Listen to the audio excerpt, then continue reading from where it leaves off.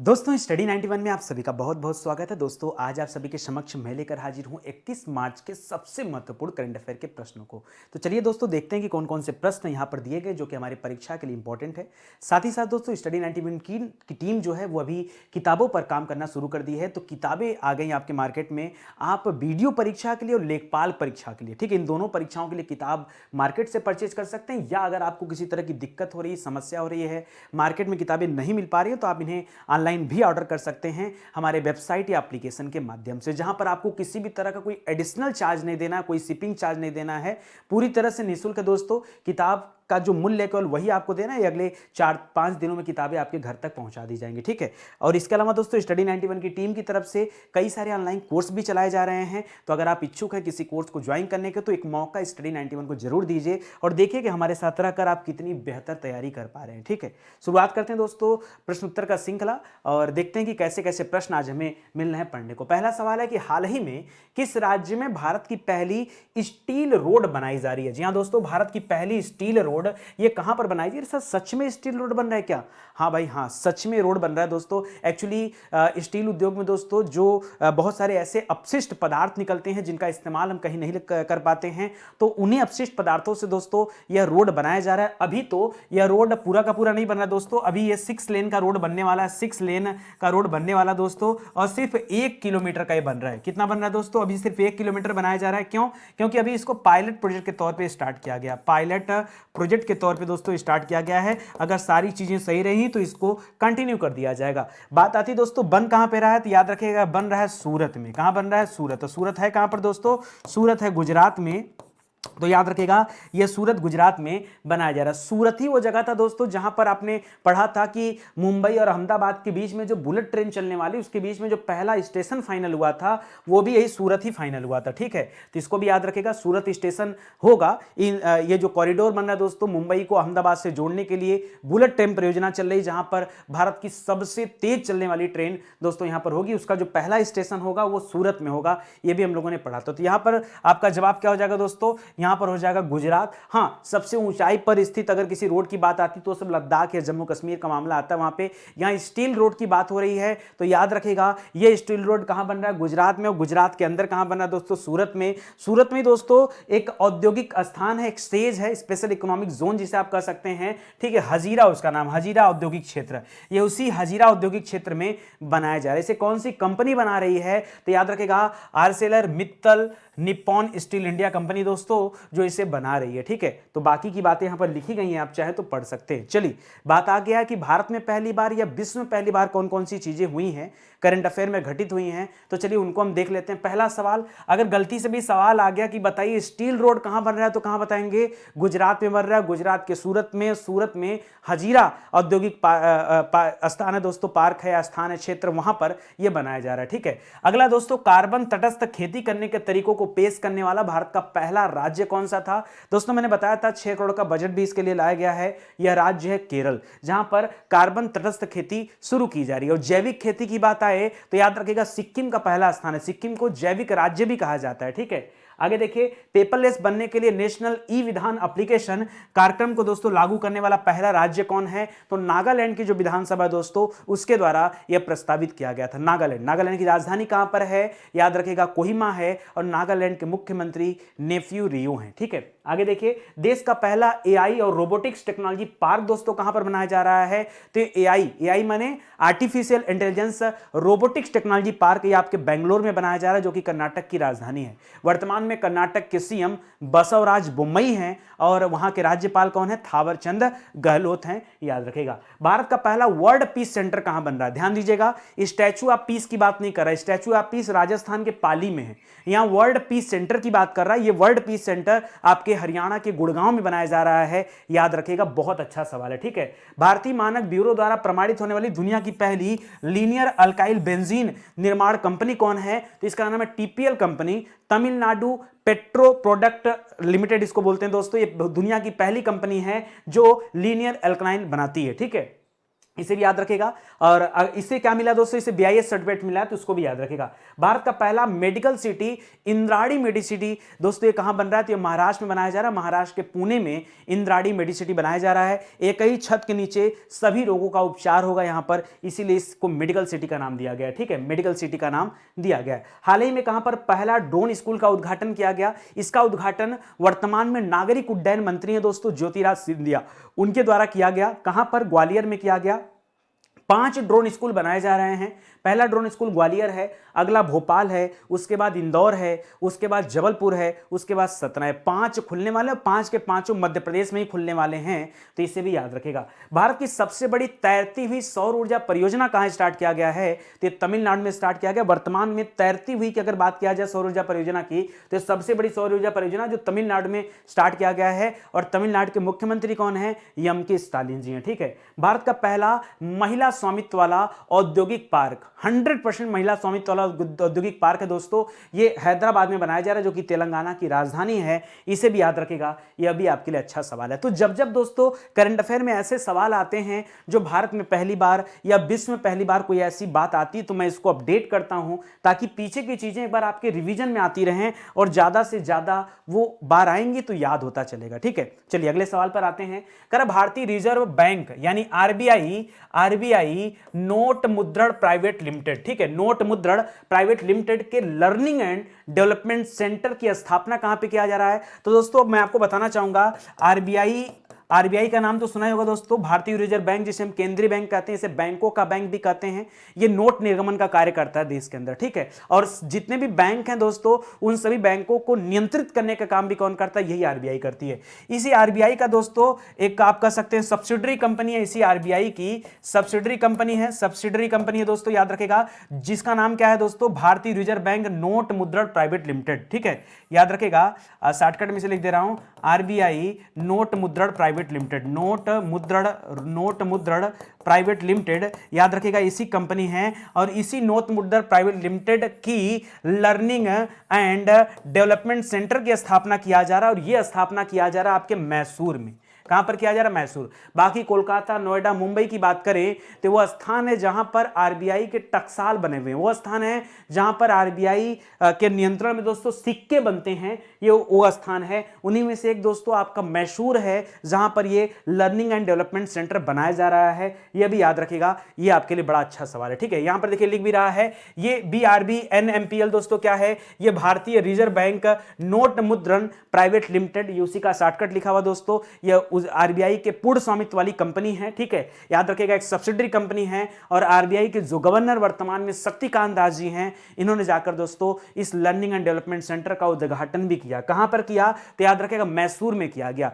कहीं ना कहीं बात हमारे इकोनॉमी से जुड़ा हुआ है, हमारे लिए अर्थशास्त्र से जुड़ा हुआ है। तो देखते हैं कि इंडियन इकोनॉमी से जुड़े कितने ऐसे सवाल हैं जो करंट अफेयर में अक्सर चर्चा में रहे हैं या हाल फिलहाल में हम लोगों ने पढ़ा है। ठीक है, आइए आगे बढ़ते हैं दोस्तों। यहां देखिए पहला सवाल यही पूछ सकता है कि भारतीय रिजर्व बैंक का नोट मुद्रण प्राइवेट लिमिटेड की अगर बात किया जाए तो इसके लर्निंग एंड डेवलपमेंट सेंटर की स्थापना मैसूर में किया जा रहा है, इसको आप जरूर याद रखेगा। अगला है भारत ब्रॉडबैंड नेटवर्क लिमिटेड यानी BBNL का विलय किसमें किया जा रहा है दोस्तों, तो मैंने पढ़ाया था BBNL और BSNL को मिलाया जा रहा है, इनको ज्वाइन किया जा रहा है। क्यों, क्योंकि दोनों घाटे में चल रही थी। भारत सरकार चाह रही कि कुछ पैसे इन पे खर्च किया जाए, इन पे कर्ज उतारा जाए और इनको एक बार फिर से स्टैंड किया जाए। तो BBNL और BSNL को अभी क्या किया जा रहा है, मिलाया जा रहा है, इनका आपस में विलय हो रहा है। करा किस राज्य सरकार ने बच्चों के लिए बाल बजट पेश किया, तो पहली बार दोस्तों किसी राज्य सरकार ने बाल बजट, चाइल्ड बजट पेश किया है, वह राज्य है दोस्तों मध्य प्रदेश। कौन सा है,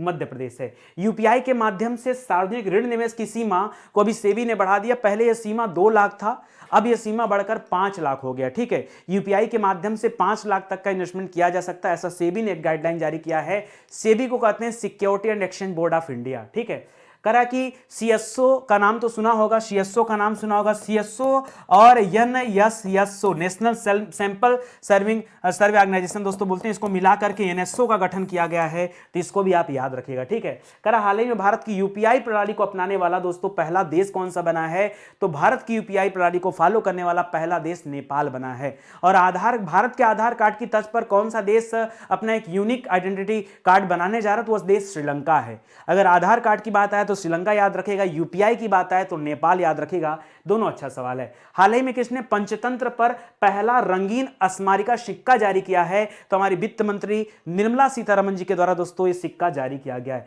ग्लोबल एंटरप्रेन्योरशिप मॉनिटर 2021-22 की रिपोर्ट में पहला स्थान किसका है? तो यहां पहला स्थान पाया है सऊदी अरब देश ने। कौन सा देश है? सऊदी अरब। अभी हाल ही में पढ़ा था हम लोगों ने, सऊदी अरब के जिद्दा में पहला योग महोत्सव मनाया गया। सऊदी अरब के जिद्दा में पहला योग महोत्सव मनाया गया था, यह भी हम लोगों ने पढ़ा था। आर्थिक सर्वेक्षण 2021-22 के मुताबिक अक्षय ऊर्जा पर जोर देने के बावजूद देश में कोयले की मांग वर्ष 2030 तक 1.3 बिलियन से 1.5 बिलियन तक बनी रहेगी, यह एक आंकड़ा आया है। जबकि भारत सरकार चाह रही कि कोयले के ऊपर से हमारी आत्मनिर्भरता कम हो जाए, लेकिन फिर भी 2030 तक अभी कोयले का इतना डिमांड तो रहेगा ही रहेगा। 2021 में भारत के व्यापार भागीदारी के रूप में दोस्तों पहला स्थान किसका है? तो सबसे ज्यादा जो ट्रेड हुआ है भारत का वो अमेरिका देश के साथ हुआ है, जबकि इसके पिछले साल सबसे ज्यादा ट्रेड भारत ने चीन के साथ किया था। दूसरे नंबर पर अमेरिका था, बट इस बार कंडीशन उल्टी हो गई है। अमेरिका के साथ हमने सबसे ज्यादा ट्रेड किया है और चीन के साथ कम किया है, मतलब नंबर 2 पे चीन चल रहा है। ठीक है, आई बात समझ में? कोई दिक्कत नहीं ना? चलो आ जाओ अगले सवाल पर चलते हैं। अगला लिख रहा है हाल ही में फिल्म ड्यून को, जी हाँ दोस्तों एक मूवी आई ड्यून, अभी तो मैंने देखा अमेजन प्राइम पे आई थिंक मूवी आ गई है, मैंने परसों ही देखा।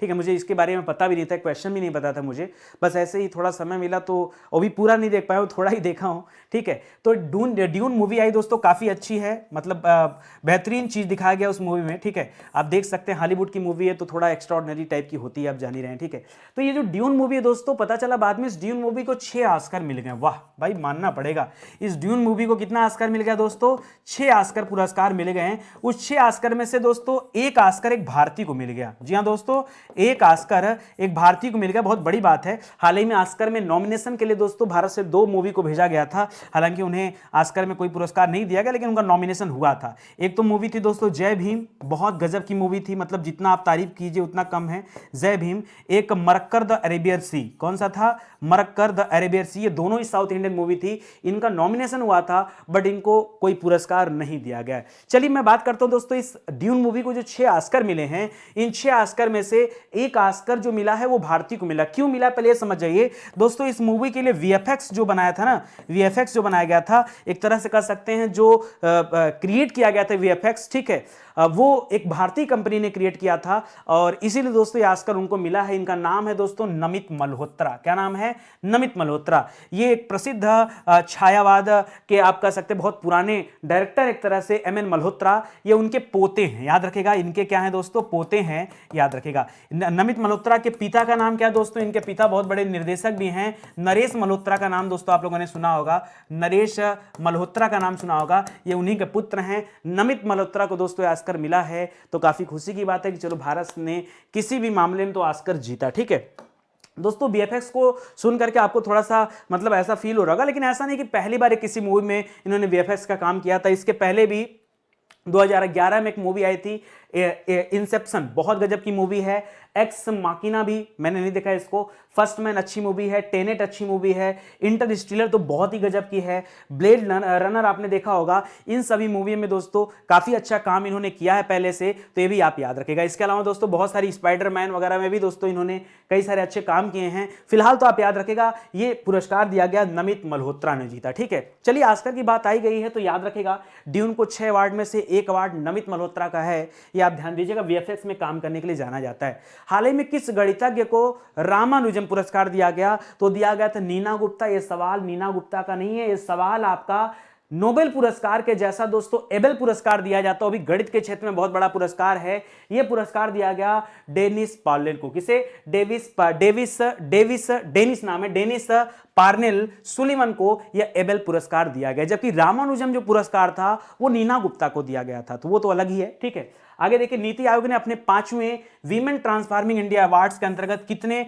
महिलाओं को चुना है दोस्तों? तो कुल 75 महिलाओं को चुना गया। क्यों? क्योंकि इस बार आजादी का अमृत महोत्सव मनाया जा रहा था, जो कि आजादी का 75वां साल था, इसलिए 75 महिलाओं को ये दिया जा रहा है।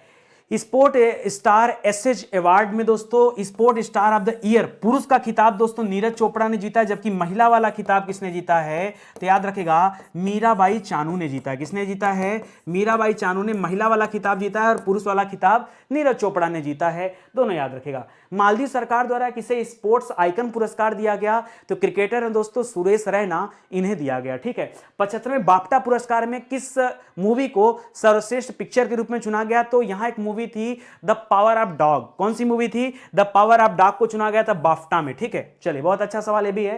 ठीक है, 31वां जीडी बिरला पुरस्कार ये नारायण प्रधान जी को दिया गया। बहुत अच्छा सवाल है, तो कंफर्म आपके परीक्षा में आएगा ही आएगा, याद रख लो। देखो मैं बार बार आपसे कहता हूं कि सवाल यहीं कहीं से बनने वाले नहीं, भरोसा होगा ना आगे एग्जाम होगा, आप देख लेना भाई। मैं बार बार आपको इस तरह से रिवीजन कर इसलिए पढ़ाता हूं कि करंट अफेयर पढ़ना बड़ी बात नहीं है। करंट अफेयर इस दिमाग में याद होना चाहिए, और याद होने का सिर्फ एक ही तरीका है कि आप बार बार देखिए। आप सोचिए ना, मैं एकदम फर्स्ट टाइप पे लिखता हूं कि 100 क्वेश्चन ताबड़तोड़, आप गिन लीजिएगा कभी, क्या मैं 100 क्वेश्चन पढ़ाता हूं कि नहीं पढ़ाता हूं? और 100 क्वेश्चन कभी 100 मिनट में नहीं पढ़ाता, कभी 50 मिनट में नहीं पढ़ाता। 100 क्वेश्चन पढ़ाने का जो मेरा समय है वो समय है 40 मिनट। 40 मिनट में 100 क्वेश्चन आपको अच्छे तरीके से पढ़ाया जाता है, बहुत इत्मीनान से। आप देखिए वीडियो की टाइमिंग कितनी होती है, आपको समझ आ जाएगा। एयरपोर्ट काउंसिल इंटरनेशनल द्वारा अभी वर्ष 2021 में एयरपोर्ट सर्विस क्वालिटी के लिए दोस्तों 6 एयरपोर्ट को चुना गया है, यह भी याद रखिएगा। हाल ही में प्रदान किए गए विश्वकर्मा पुरस्कारों में सबसे ज्यादा पुरस्कार यह steel authority of India limited के श्रमिकों ने जीता है या कर्मचारियों ने जीता, तो इसको भी याद रखिएगा, यह भी आपके लिए बेहतर है। ठीक है, चलिए आगे बढ़ते हैं दोस्तों अगले सवाल पर। अगला सही जोड़े का मिलान करना दोस्तों, आपको बताना किसे किस पद पर अपॉइंट किया गया। हाल ही में दोस्तों अंतर्राष्ट्रीय श्रम संगठन, जिसे आप आईएलओ कहते हैं, इंटरनेशनल लेबर ऑर्गेनाइजेशन, इसका दोस्तों महानिदेशक चुना गया। क्या चुना गया है? महानिदेशक चुना गया। क्या आप जानते हैं किसे महानिदेशक बनाया गया है? तो याद रखिएगा गिलबर्ट हैंगबो को। किसे? गिलबर्ट होंगबो को यहां महानिदेशक चुना गया है। Broadcast audience research council India में दोस्तों शशि सिन्हा का चुनाव किया गया है। रक्षा मंत्रालय में सलाहकार मैंने आपको पढ़ाया था खंडूरा साहब को, याद रखेगा खंडारे, विनोद खंडारे को। ठीक है, और वित्तीय रिपोर्टिंग प्राधिकरण में दोस्तों अजय भूषण पांडे को। तो यहां पे जब आप मैच कराएंगे तो बनेगा BADC। तो BADC दोस्तों आप सही कर लीजिएगा, BADC यानी कि ऑप्शन नंबर 4 यहां पर क्या हो जाएगा? आपका राइट आंसर हो जाएगा। बोलो कोई दिक्कत है आपको?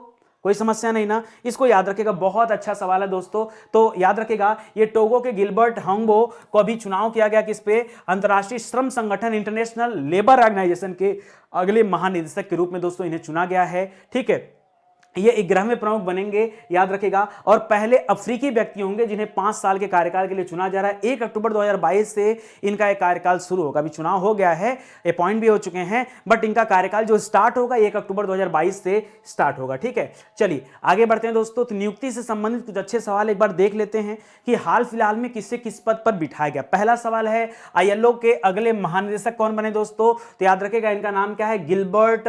गिलबर्ट होंगबो नाम है। ठीक है, गिलबर्ट होंगबो नाम है। इसी तरह से एक नाम हम लोगों ने पढ़ा था अल्बर्ट बोरला। क्या मुझे कोई बच्चा बताने वाला है कि अल्बर्ट बोरला का नाम हम क्यों पढ़े थे?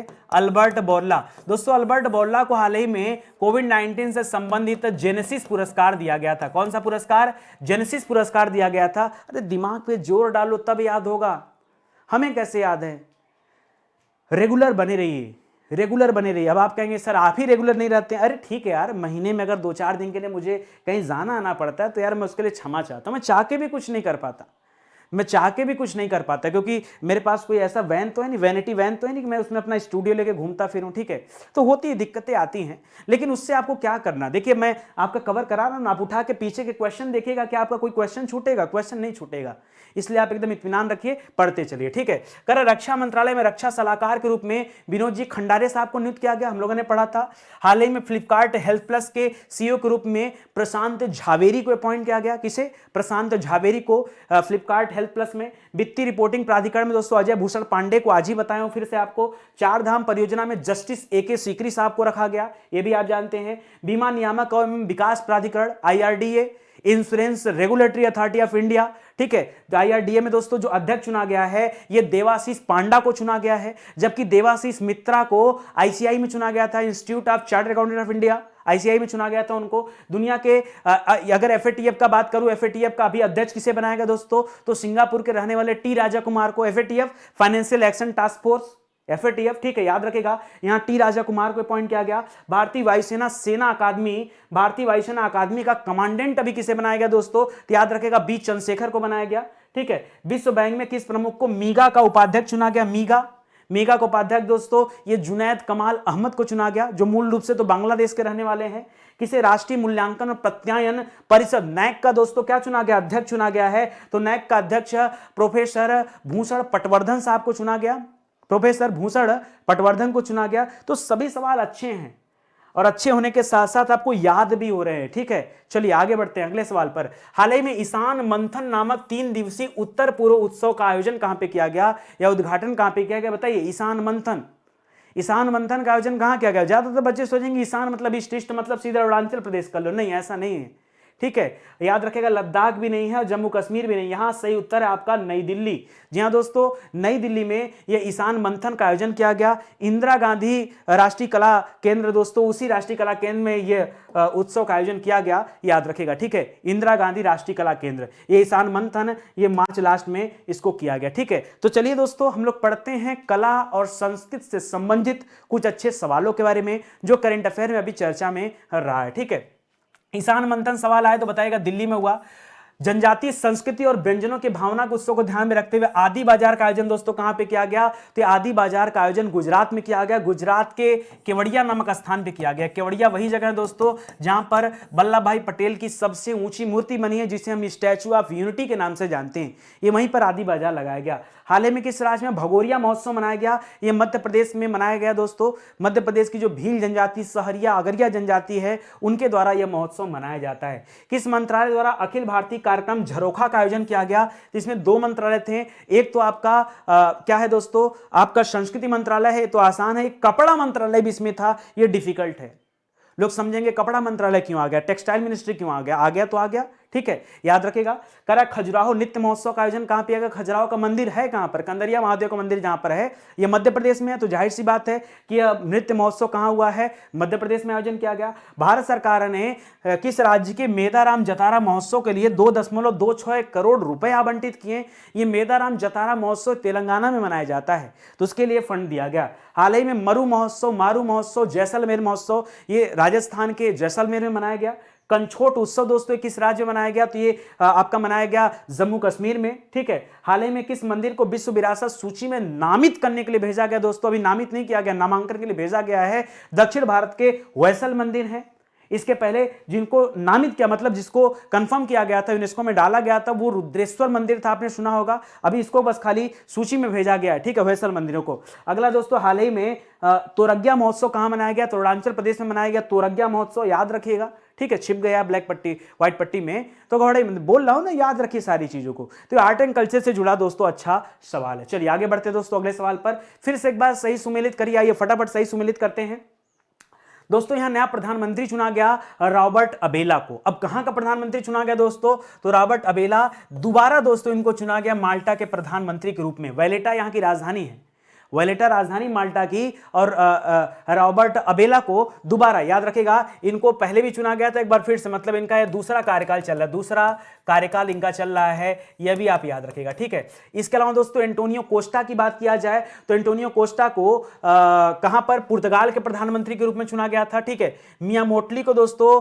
बारबडोसा के महिला प्रधानमंत्री के रूप में चुना गया था। अली खान इस्माइलरो को कजाकिस्तान के लिए चुना गया था, और जोनास घर स्टोर को नॉर्वे के लिए चुना गया था। अब एक बार मिलान करिए, आप क्या बनेगा, पहले का दोस्तों क्या हो जाएगा, पहले का सी है, दूसरे का ए है, तीसरे का ई है, चौथे का बी है, और पांचवें का डी है, ठीक है। तो क्या हो जाएगा, CAEBD, क्या हो जाएगा, CAEBD, यानी ऑप्शन नंबर 2 यहां पर आपका सही जवाब हो जाएगा। कोई दिक्कत नहीं ना, आराम से पढ़ते चलो। देखिए जब जब सवाल आते हैं राष्ट्रपति प्रधानमंत्री के अपॉइंटमेंट का, तो मैं इस तरह की सीरीज जरूर बनाता हूं, 4-4 5-5 कूट बताता हूं कि भाई पीछे भी हम लोगों ने कुछ प्रधानमंत्री राष्ट्रपति की नियुक्ति के बारे में पढ़ा था, आप देख लीजिए, कहीं कंफ्यूजन ना हो आपको, ये आपके लिए दोस्तों बना के दिया जा रहा है, ठीक है। चलिए कुछ बातें कर लेते हैं दोस्तों किसके बारे में, आज के सवाल पर, कि माल्टा के जो प्रधानमंत्री चुने गए रॉबर्ट अबेला जी, ये अपनी सत्तारूढ़ रेबल पार्टी के चुनाव में दोबारा इनका कार्यकाल आया दोस्तों। वैलेटा, जैसा कि मैंने बताया दोस्तों, वैलेटा राजधानी है, ये सारी बातें याद रखिएगा, ठीक है। मुख्य पद पर जब जब नियुक्ति होती किसी व्यक्ति की, तो ये सवाल हम लोग जरूर पढ़ते हैं। तो माल्टा के प्रधानमंत्री के बारे में याद रखेगा, रॉबर्ट अबेला नाम है। हाल ही में उत्तराखंड विधानसभा के लिए दोस्तों पहली बार किसी महिला को निर्विरोध अध्यक्ष के रूप में चुना गया। इनका नाम क्या है? रितु खंडूरी भूषण। क्या नाम है? रितु खंडूरी भूषण नाम है। उत्तराखंड राज्य के लिए पहली महिला विधानसभा के रूप में इन्हें अपॉइंट किया गया। इसके पहले गुजरात राज्य में पहली महिला विधानसभा अध्यक्ष चुना गया था, जिनका नाम क्या था? नीमाबेन आचार्य नाम, तो भी याद रखेगा। गैब्रियल बोरिक को अभी किस देश के सबसे युवा राष्ट्रपति के रूप में चुना गया? तो दक्षिण अमेरिका देश में दोस्तों, महाद्वीप पर चिली देश पड़ता है, वहां पर यह ग्रेबियल बोरिक को चुना गया। हंगरी की पहली महिला राष्ट्रपति के रूप में दोस्तों चुना गया कैटलिन नोवाक को। किसे? कैटलिन नोवाक को चुना गया। अभी दक्षिण कोरिया देश के राष्ट्रपति के रूप में चुना गया था, युंग सुक योल को चुना गया था। फ्रैंक वाल्टर स्टीनमेयर को अभी राष्ट्रपति चुना गया था जर्मनी देश का। यह जर्मनी वही देश है जहां ओलाफ सोल्ज को चांसलर चुना गया था। ओलाफ सोल्ज को चांसलर चुना गया था। पॉल हेनरी साडोंगो दामिबा को बुर्किना फासो देश का अंतरिम राष्ट्रपति चुना गया। डीआरडीएल का नाम सुना होगा, डीआरडीओ ने डीआरडीएल का नाम सुना होगा, उसमें दोस्तों निदेशक के रूप में चुना गया जी श्रीनिवास मूर्ति साहब को। ठीक है। एंटोनियो कोस्टा को पीएम चुना गया है पुर्तगाल का, याद रखेगा। सियोमारो कास्त्रो को पहली महिला राष्ट्रपति चुना गया है होंडुरास देश का। और मिया मोटली को तो आज ही बताया दोस्तों, बारबोडोसा का प्रधानमंत्री चुना गया। ठीक है, पहली महिला प्रधानमंत्री है बारबोडोसा की, वो भी याद रखेगा। तो ये सभी अच्छे अच्छे सवाल हैं जो कि मुख्य पद पर नियुक्ति से संबंधित सवाल है। देखिए, एक सामान्य नियुक्ति है, एक मुख्य पद की नियुक्ति है, दोनों को मैं दो अलग अलग जगह पढ़ाता हूं, याद रखेगा दोस्तों। स्टडी 91 का जो बेस्ट सेलिंग कोर्स चल रहा है ना, वो हिंदी इंडिविजुअल का बैच चल रहा है दोस्तों। अभी एक आपके लिए, इसके पहले दोस्तों जनवरी महीने में, जी हाँ दोस्तों, इसके पहले जनवरी महीने में दोस्तों एक बैच स्टार्ट हुआ था। मैंने आपसे कई बार कहा, बहुत सारे बच्चों ने ज्वाइन भी किया, बहुत सारे नहीं ज्वाइन किया। एक बार दोस्तों मार्च लास्ट में, एक बार यानी अप्रैल से दोस्तों एक नया बैच फिर से स्टार्ट हो रहा है। जी हाँ दोस्तों, आप आ जाइए, एकदम न्यू बैच स्टार्ट हो चुका है। अब कितना दिन बचा है? 1-2 दिन है। ठीक है, तो आ जाइए। ये हिंदी इंडिविजुअल का बैच एक बार फिर से स्टार्ट हो रहा है। हर 3 महीने में दोस्तों एक नया बैच बनता है, आप इसे ज्वाइन करिए और फिर देखिएगा कमाल की क्लास चली, बेहतरीन शानदार क्लास चली दोस्तों। समय नहीं आपके पास, समय नहीं, आइए जल्दी से जल्दी दोस्तों ज्वाइन करिए। और टेंशन मत लीजिए इंटरनेट की, क्यों? क्योंकि अब वीडियोस को आप डाउनलोड करके देख सकते हैं। इसके अलावा अगर आप तैयारी कर रहे हो दोस्तों सुपर टेट परीक्षा की, तो भी आप हमें ज्वाइन कर सकते हैं। इसका भी नया कोर्स स्टार्ट हो चुका है। यूपी टेट का भी दोस्तों नया बैच बनने जा रहा है। साथ ही साथ दोस्तों लेखपाल परीक्षा के लिए क्लासेस चल रही हैं और बीडीओ परीक्षा के लिए भी क्लासेस चल रही हैं। ठीक है, तो समय मत वेस्ट करिए। किताबें तो दोस्तों आई गई हैं, आप देख ही रहे हैं, किताबें आ चुकी हैं। ठीक है, हमारी किताबें आ चुकी हैं लेखपाल परीक्षा के लिए, बीडीओ परीक्षा के लिए भी दोस्तों किताबें छप चुकी हैं, बस हमारी स्टूडियो में नहीं आई हैं। अगले 1 दिन में दोस्तों, 1 से 2 दिनों में स्टूडियो में आ जाएंगे, मैं आपको दिखा दूंगा। फटाफट किताबें दोस्तों मार्केट में जा रही हैं, समय आपके पास नहीं है, जल्दी से कोर्स को ज्वाइन करिए और अपनी तैयारी जारी कीजिए। ठीक है, आइए स्टार्ट करते हैं अगले क्वेश्चन पे। लिख रहा, हाल ही में F1 सऊदी अरब ग्रांड प्रिक्स 2021 किसने जीता? सऊदी अरब ग्रांड प्रिक्स किसने जीता दोस्तों? तो याद रखिए, ये जीता है मैक्स वर्स्टैपेन ने। अभी हाल ही में दोस्तों बहरीन वाला हुआ था। ठीक, अभी हाल ही में बहरीन ग्रैंड प्रिक्स हुआ था, याद रखिएगा, बहरीन ग्रांड प्रिक्स हुआ था अभी हाल ही में 2022 में ही, और एक सऊदी अरब का हुआ। ठीक है, सऊदी अरब का हुआ। ठीक है, तो सऊदी अरब वाला किसने जीता दोस्तों? सऊदी अरब वाला जीता मैक्स वर्स्टैपेन ने। किसने जीता? मैक्स वर्स्टैपेन ने जीता है। जबकि बहरीन वाला किसने जीता था? तो बहरीन वाला जीता था चार्ल्स लेक्लर ने। चार्ल्स लेक्लर ने। दोनों अच्छे सवाल हैं, दोनों आप याद रखेगा, बहुत बेहतर है। आपसे पूछा आज का सवाल कि सऊदी अरब का कब किसने जीता, तो बताइए मैक्स वर्स्टैपेन ने जीता। अगर आपसे पूछता बहरीन वाला किसने जीता, तो बताते चार्ल्स लेक्लर ने जीता। ठीक है, और इसमें चार्ल्स लेक्लर ने इनको हराया था नंबर बहरीन वाले पे, याद रखेगा। चार्ल्स लेक्लर पहले स्थान पे थे, कार्लोज, याद रखेगा दोस्तों, कार्लोज सैन जूनियर दूसरे स्थान पे थे, और लुइस हैमिल्टन दोस्तों तीसरे स्थान पे थे। ठीक है, मैं बहरीन की बात कर रहा हूं। और अगर यहां मैं बात करूं तो मैक्स वर्स्टैपेन पहले स्थान पे हैं और चार्ल्स लेक्लर दोस्तों दूसरे स्थान पे आ गए हैं। चार्ल्स लेक्लर दोस्तों जो हैं ये दूसरे स्थान पे आ गए हैं, और यहां तीसरे स्थान पे आ गए कार्लोज। ठीक है, कार्लोज तीसरे स्थान पे है, तो ये भी आप याद रखेगा। फिलहाल तो आपका ऑप्शन नंबर 4 जो है ये सही जवाब हो जाएगा। ओके, यही सारी बातें यहां पर लिखी गई हैं, आराम से पीडीएफ को डाउनलोड कर लीजिए और पढ़िए। चलिए मैं आपको आगे ले चलता हूं दोस्तों, खेल से संबंधित कुछ अच्छे सवाल के बारे में बताता हूं। सऊदी अरब ग्रांड प्रिक्स अभी किसने जीता है? तो मैक्स वर्स्टैपेन ने जीता है।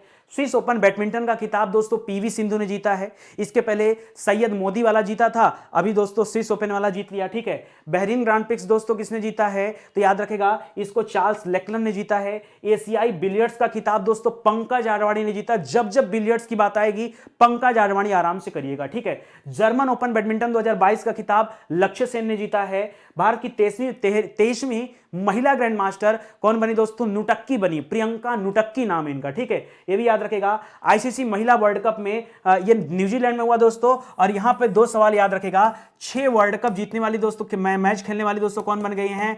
मिताली राज बन गई हैं, मिताली राज बन गई हैं। और याद रखेगा 250 विकेट लेने वाली झूलन गोस्वामी बन गई हैं। कौन? झूलन गोस्वामी बन गई हैं 250 विकेट लेने वाली, ठीक है। तो ये सभी सवाल भी आप ध्यान रखिएगा, ठीक है।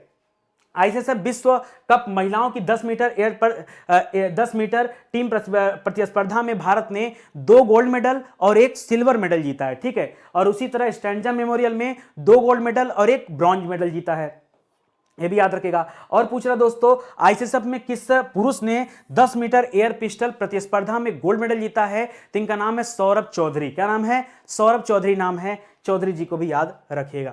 चलिए अगला सवाल पढ़ते हैं। लिख रहा है 94वां ऑस्कर अवार्ड में बेस्ट पिक्चर का अवार्ड दोस्तों किसे दिया गया?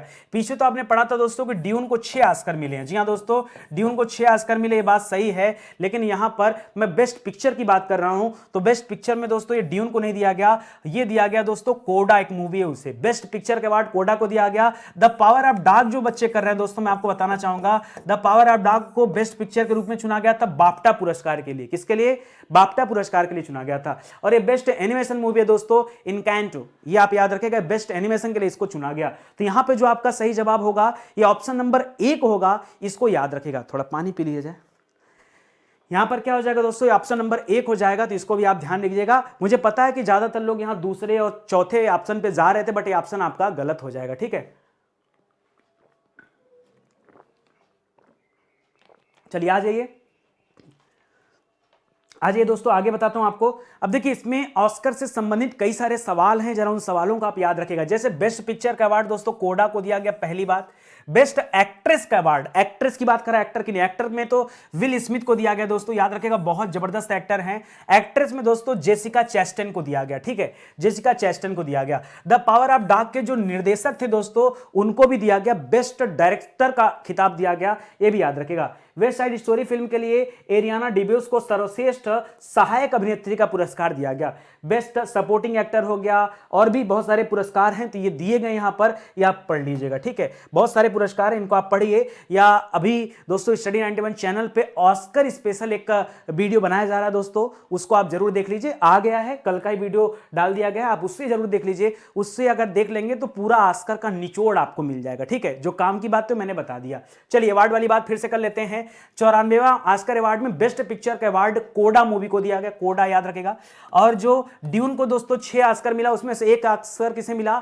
नरेश मल्होत्रा जी को मिला, नमित मल्होत्रा, नरेश मल्होत्रा के पुत्र नमित मल्होत्रा, याद रखेगा, इन्हें मिला बीएफएक्स के लिए, ठीक है। एबेल पुरस्कार जो गणित में दिया गया दोस्तों, वो डेनिश को दिया गया, डेनिश पार्नेल को दिया गया। नीति आयोग ने अपने 5वें विमेन ट्रांसफॉर्मिंग इंडिया अवार्ड्स के अंतर्गत 75 महिलाओं को चुना है। स्पोर्ट एसेज अवार्ड में पुरुष के रूप में दोस्तों नीरज चोपड़ा को चुना गया, जबकि महिलाओं के रूप में मीराबाई चानू को चुना गया, ठीक है, याद रखेगा। मालदीव सरकार ने स्पोर्ट्स आइकन के रूप में सुरेश रैना को पुरस्कृत किया है। बाफ्टा पुरस्कार में द पावर ऑफ डॉग को चुना गया है। 31वां जीडी बिरला पुरस्कार में नारायण प्रधान को चुना गया है। एयरपोर्ट काउंसिल इंटरनेशनल द्वारा दोस्तों एयरपोर्ट सर्विस क्वालिटी सर्वेक्षण में भारत के 6 हवाई अड्डों को चुना गया है। और अंतिम है किसे विश्व राष्ट्रीय विश्वकर्मा पुरस्कार दिया गया, सबसे ज्यादा वो सेल के कर्मचारियों को दिया गया, steel authority of India limited के कर्मचारियों को दिया गया। कुल 54 पुरस्कार उनको मिला, 96 पुरस्कारों में से 54 जीता इन्होंने, ठीक है, तो ये भी आप याद रखेंगे। चलिए आगे बढ़ते हैं। हाल ही में कितने सांसदों को life time achievement APJ Abdul Kalam पुरस्कार दिया गया? देखिए जब एपीजे अब्दुल कलाम जी थे उसी समय इन पुरस्कारों का दोस्तों घोषणा हुआ था, घोषणा मतलब ये बनाए गए थे पुरस्कार, तो उन्हीं के नाम पर आज तक के पुरस्कार दिए जा रहे हैं। इस बार कुल 11 सांसद ऐसे हुए दोस्तों जिनको क्या दिया जा रहा है? Life time achievement APJ Abdul Kalam पुरस्कार दिया जा रहा है, तो इसे भी आप ध्यान रखेंगे, ठीक है। देखिए लिख रहा है दोस्तों किसे, कुछ सांसदों के नाम भी आप याद रखिए, 11 सांसदों में से कुछ का नाम याद रखिए। पहला नाम है दोस्तों एम वीरप्पा मोइली और एचवी हांडे को संसद रत्न पुरस्कार के 12वें संस्करण में दोस्तों यह पुरस्कार दिया गया। संसद रत्न पुरस्कार के रूप में 2 सांसद का नाम याद रखिए, एम वीरप्पा मोइली को और एचवी हांडे को। संसद रत्न पुरस्कार के इसमें दोस्तों 11 सांसद और हैं। अच्छा, इन पुरस्कारों की घोषणा वितरित किसने किया दोस्तों? तो जो मुख्य चुनाव आयुक्त हैं सुशील चंद्रा जी, उन्होंने महाराष्ट्र दोस्तों इन पुरस्कारों को वितरित किया। एन के प्रेमचंद्रन और श्रीरंग अप्पा बारने को उनके उत्कृष्ट प्रदर्शन के लिए संसद विशिष्ट रत्न पुरस्कार भी दिया गया है। ठीक है, ये भी आप याद रखेंगे। नीचे कुछ लोगों के नाम और रखे गए हैं, वो भी आप चाहें तो पढ़ सकते हैं। ठीक है, आइए मैं आपको आगे लेके चलता हूं और आगे बताता हूं। तो अवार्ड वाले सवाल एक बार फिर से आपके सामने आ गए, तो चलिए पढ़ लेते हैं। अभी कितने सांसदों को दोस्तों सांसद life time achievement APJ Abdul Kalam पुरस्कार दिया गया? 11 सांसदों को दिया गया। 94वां ऑस्कर अवार्ड में बेस्ट पिक्चर का अवार्ड कोडा मूवी को दिया गया। ड्यून मूवी को 6 ऑस्कर मिला, जिसमें से 1 ऑस्कर बीएफएक्स के लिए एक भारतीय को मिला, नाम है नमित मल्होत्रा। ठीक है, गणितज्ञ किस गणितज्ञ को एबेल पुरस्कार दिया गया? तो याद रखेगा डेनिश पार्नेल को दिया गया। डेनिस पार्नेल सुलिवन को दिया गया। नीति आयोग ने अपने 5वें वीमेन ट्रांसफॉर्मिंग इंडिया अवार्ड्स के अंतर्गत 75 लोगों का चुनाव किया। स्पोर्ट स्टार एसेज अवार्ड में पुरुषों वाला खिताब नीरज चोपड़ा को, महिलाओं वाला खिताब मीराबाई चानू को दिया गया। मालदीव सरकार ने स्पोर्ट्स आइकन पुरस्कार सुरेश रैना को दिया। बाफ्टा पुरस्कार जो दिया गया दोस्तों, उसमें द पावर ऑफ डॉग को मूवी को चुना गया। 31वां जीडी बिरला पुरस्कार दोस्तों ये दिया गया नारायण प्रधान जी को, और प्रदान किया गया विश्वकर्मा पुरस्कार दोस्तों। अब ये सेल के कर्मचारियों को सबसे ज्यादा दिया गया। 54 पुरस्कार अकेले सेल के कर्मचारियों ने जीते हैं, तो ये भी आप याद रखेंगे। चलिए बढ़ते हैं दोस्तों आज के आखिरी सवाल पर, जरा ध्यान दीजिए। हाल ही में राष्ट्रीय संस्कृति महोत्सव 2022 के पहले चरण का आयोजन कहां पे किया जा रहा है? राष्ट्रीय संस्कृति महोत्सव 2022 का पहला चरण जो दोस्तों ये आपका आंध्र प्रदेश में स्टार्ट हुआ। आंध्र प्रदेश में ध्यान दोस्तों, राष्ट्रीय संस्कृति महोत्सव। अब जाहिर सी बात है संस्कृत महोत्सव हो रहा है, तो जी किशन रेड्डी जो कि इस मंत्रालय के मंत्री हैं, वो तो इस मौके पर मौजूद रहेंगे ही रहेंगे। तो वो मौजूद थे और उन्होंने दोस्तों इसकी शुरुआत किया है। आंध्र प्रदेश के Raja Mahendra Varman arts college ground में आजादी के अमृत महोत्सव के तहत दोस्तों इसका शुरुआत किया गया, और आंध्र प्रदेश के जो राज्यपाल हैं विश्वभूषण हरिश्चंद्रन, वो भी इस मौके पर मौजूद थे। अगले चरण के उद्घाटन जो होगा दोस्तों, जो अगला चरण होगा वो तेलंगाना में होगा, और तिमली साई सुंदर राजन दोस्तों उसका उद्घाटन करेंगी। तो याद रखेगा, जो कि वर्तमान में तमिलनाडु की तेलंगाना की राज्यपाल हैं। ठीक है, याद रखेगा, इसको ध्यान रखिएगा। ये सारी बातें यहां पर लिखी गई हैं, आप चाहें तो पढ़ सकते हैं। चलिए मैं आपको लेके चलता हूं दोस्तों इवेंट एंड समिट के सवालों पर, जो करंट अफेयर में चर्चा में रहे हैं। हाल फिलहाल में कौन कौन से इवेंट कहां कहां हुए हैं, सवाल तो आएंगे परीक्षा में। जैसे ये सवाल पूछ दे कि राष्ट्रीय संस्कृति महोत्सव कहां मनाया गया, तो आंध्र प्रदेश में मनाया गया, आपको पता है। ठीक है, 5वां बिम्स्टेक शिखर सम्मेलन की अध्यक्षता दोस्तों किसने किया? तो श्रीलंका अध्यक्षता कर रहा है, भी बता दिया। 7 देशों का समूह है बिम्स्टेक। ठीक है, तो ये भी याद रखेगा, जिसमें श्रीलंका है, अब बांग्लादेश है, भारत है, नेपाल है, भूटान है, म्यांमार है और आपका थाईलैंड है। ये 7 देश हैं, और इस बार अध्यक्षता जो बिम्स्टेक की कर रहा है वो श्रीलंका कर रहा है। 35वां सूरजकुंड अंतर्राष्ट्रीय शिल्प मेला का आयोजन दोस्तों कहां पे किया गया? तो फरीदाबाद में किया गया। 36वीं अंतर्राष्ट्रीय भूवैज्ञानिक कांग्रेस का आयोजन ये दिल्ली में हुआ। फिडे शतरंज ओलंपियाड 2022 के लिए मेजबान देश कौन सा है दोस्तों? तो भारत है। छात्रों के लिए युवा वैज्ञानिक कार्यक्रम युविका जो शुरू किया जा रहा है, यह इसरो द्वारा स्टार्ट किया जा रहा है। साहित्य अकादमी द्वारा साहित्योत्सव का आयोजन यह भी दिल्ली में किया गया। तीसरे राष्ट्रीय युवा संसद महोत्सव का उद्घाटन समारोह किसने संबोधित किया? तो इसे संबोधित किया अर्जुन ठाकुर ने, जबकि समापन समारोह को किसने किया? तो हमारे लोकसभा अध्यक्ष ओम बिरला जी ने किया। करा कि भारतीय कृषि अनुसंधान संस्थान द्वारा आयोजित 3 दिवसीय पूसा कृषि विज्ञान मेला का आयोजन दोस्तों कहां पे किया गया? तो दिल्ली में हुआ था। कैलाश चौधरी जो कि राज्य मंत्री हैं, उन्होंने इसका उद्घाटन किया था। इंडिया ग्लोबल फोरम के वार्षिक शिखर सम्मेलन का आयोजन दोस्तों एक कर्नाटक के बेंगलुरु में किया जा रहा है, और G7 कृषि मंत्रियों की आभासी बैठक का आयोजन ये जर्मनी में किया गया। पिछले साल जो G7 समिट हुआ था वो इंग्लैंड में हुआ था, इस बार जो G7 समिट हो रहा है ये जर्मनी में हो रहा है, ये अभी आप ध्यान रखिएगा। ठीक है, तो ये सभी आपके अच्छे सवाल हैं, इनको जरूर याद रखिएगा। अच्छा, G20 वाला कहां हो रहा है दोस्तों? पिछले साल G20 इटली में हुआ था। इस साल 2022 में जो G20 है ये इंडोनेशिया के बाली में हो रहा है, और 2023 का G20 वो हमारे देश भारत में होगा। इसे भी आप याद रखिएगा। ठीक है, तो चलिए आज का सेशन यही समाप्त होता है। उम्मीद करता हूं आपको अच्छा लगा होगा। स्टडी 91 के द्वारा बहुत सारे कोर्स चल रहे हैं, जिसमें लेखपाल और वीडियो का कोर्स अभी चल रहा है दोस्तों। इसकी तैयारी अगर आप कर रहे हो तो जुड़ जाइए। ये हमारे हेल्पलाइन नंबर हैं, किसी तरह की सहायता चाहिए, कुछ मदद चाहिए, तो आप इन नंबर पर कॉल करके संपर्क कर सकते हैं। ठीक है, चलिए आज के लिए बस इतना ही। मिलते हैं दोस्तों अगले लेक्चर में, तब तक के लिए धन्यवाद। जय हिंद, जय Bharat. Thank you so much.